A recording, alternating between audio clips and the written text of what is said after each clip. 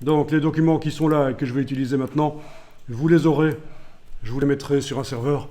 Donc on va discuter de différents travaux graphiques qui ces 2 dernières années,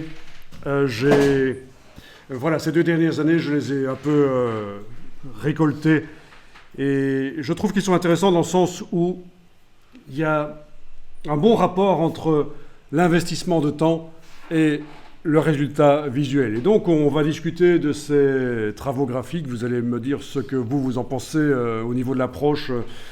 Et il va falloir en choisir quelques-uns. Je pense que 5, c'est un bon chiffre. Ce n'est juste qu'une première partie. Là, j'en ai 58, en fait. 58 travaux graphiques, Illustrator, Photoshop, principalement. Donc, c'est ces 2 logiciels. Donc il faudrait que vous arriviez à repérer 5 travaux que vous allez approfondir à titre personnel en me demandant des conseils, en allant voir des tutos.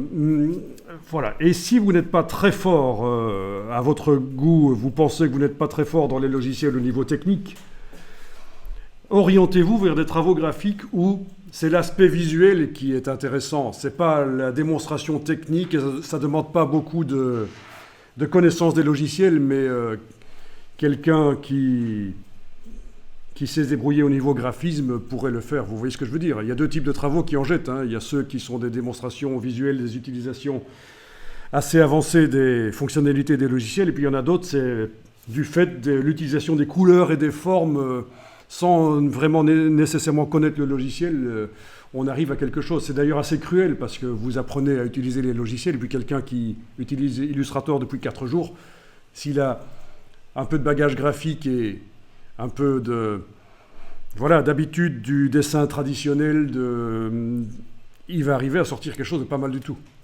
Peut-être même qu'il va dessiner sur papier, photographier et utiliser ça comme base. Voilà.